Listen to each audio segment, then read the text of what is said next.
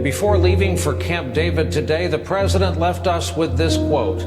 As part of coming out of the lockdown, I do think that face coverings will be useful. And maybe you can, maybe you can't. Again, I say maybe you can, maybe you can't. I'm not a doctor.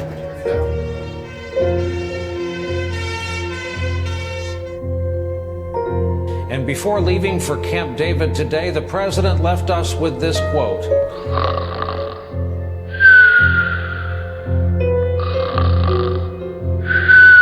We're not in a political crisis where we should just negotiate and find some common ground here. We're in a public health crisis. We're in the midst of a global pandemic that has already killed almost 4,000 people in our state.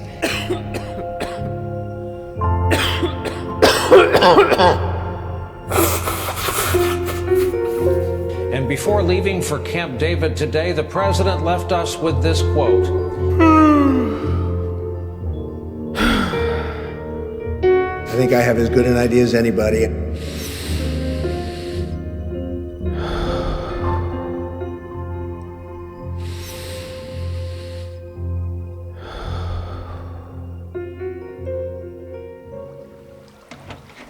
Well, me and Tina have been together for a long time.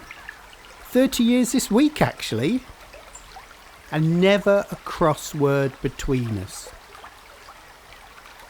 Well, actually, quite often a crossword. Lots of crosswords. Most of the time, really. You see, Tina doesn't always get my enthusiasms. Take me shaving. She'd say, "Take your hat off." Never.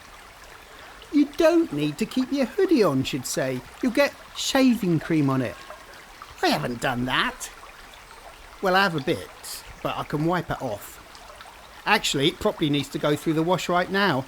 It's covered in the stuff. "Tina, could you put this in the machine? Tina! Tina!"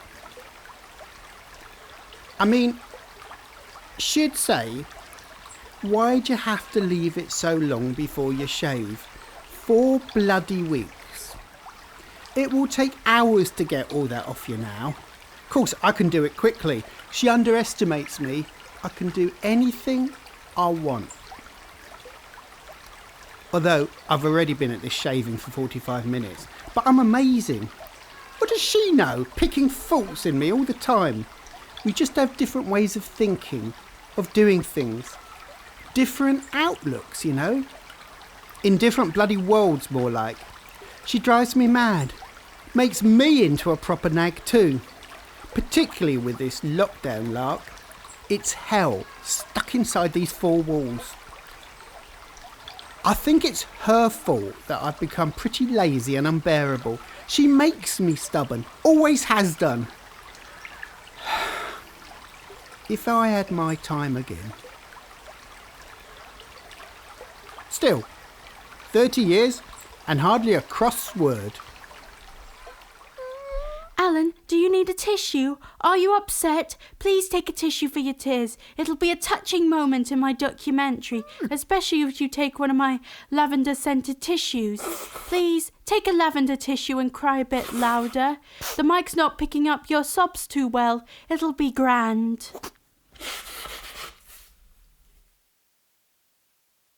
Alan and Tina have had a bit of a row this morning. We've had a bit of a row this morning, but I think she's calmed down now.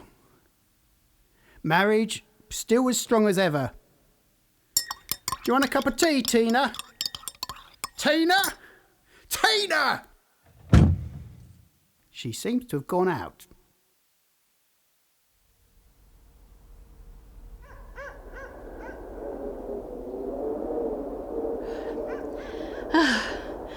It's good to get out in the fresh air.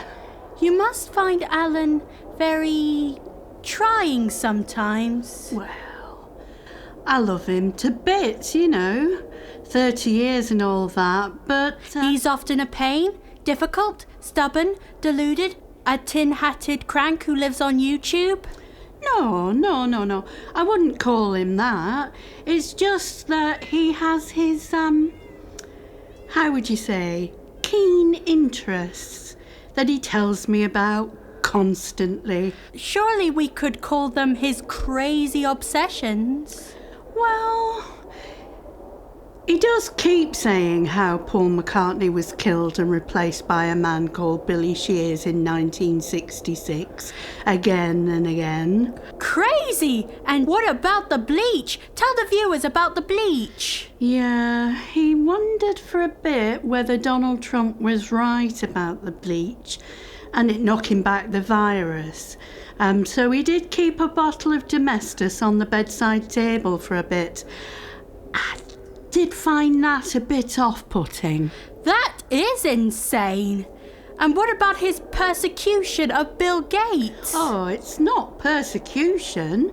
He thinks Bill Gates is out to make money from the vaccine for coronavirus and that he's caused mayhem with his vaccine trials in a lot of other poor countries. And you know, all of that's true. Alan even blames Bill Gates for Windows 10 being flaky too. We've all heard how Alan curses Bill Gates when his computer crashes. He goes, "Damn you, Bill Gates!" What a weirdo your partner is. Alan is how would you say, a character. But you know, that's why I love him. Yes, he is a crank, isn't he? Do you want to tell them more about that? Alan, the die-hard crank. That's the best angle for the documentary. But 30 years, that means something, you know. It really means something. It means you have the patience of a saint. Let's do this interview again, with a few more of my suggestions.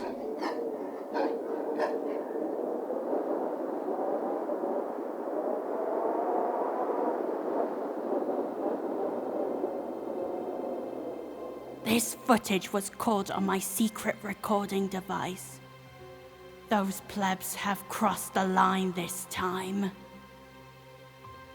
Alan, you know Evelina's USB drive I found at the computer? Well, it had some really worrying stuff on it. She says we're insane, dim-witted chavs.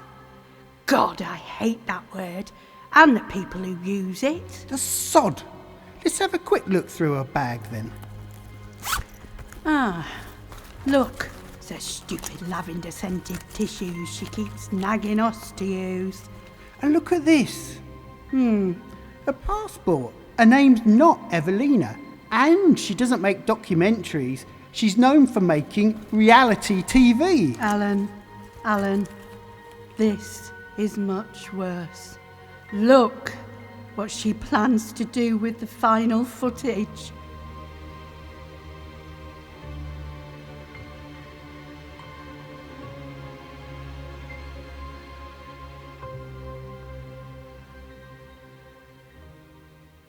In the interests of balance and transparency, I've allowed Tina and Alan to ask me any questions they want. Interviewers become interviewees. No more seeing the documentary maker as detached and special. Tina and Alan and my audience will all see me as I am, and my passions, my loves, my talent. So, Tina and Alan, what would you like to ask me? Anything you like. I don't bite. So, Evelina, why do I have to make do with my Superdrug foundation cream instead of a makeup artist? Huh? And why won't you let Alan style his hair and shave properly? Yeah, it's almost like you want me to look like a maniac. And why do you, Evelina, spend hours on your mobile arguing with someone called Pierre and then come off the phone crying? Yeah, And why do you tell us to say whatever comes into our mind in interviews and then tell us not to swear, not to criticise you, not to say, you know, not to talk about Brexit, not to drink too much before an interview? That's enough! I mean, good questions, guys. Now let's get back to... What is the point of making a documentary, supposedly for everyone to see the effects of COVID-19 lockdown, when you just either overwrite or exaggerate what really happens? With your sly questions, insulting captions and spiteful voiceovers, and then why do you edit things into the wrong order to suit your goals? And what exactly did you mean when you called us useless eaters? You're a fraud. You construct a false picture of our lives, you stereotype us, manipulate us, to make us look like a pair of naive idiots, like the couple in When the Wind Blows, but with bloody face masks on. That's why we hate reality TV. You can never tell which parts are from the actors and which are from a script. We want you to change the format of this documentary from here on out. That's all we want, Evelina. Thanks for the feedback, guys. Really useful. We'll definitely use it in the documentary. Let's take a break.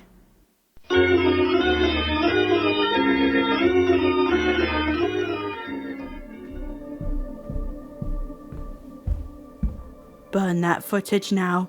It must never see the light of day.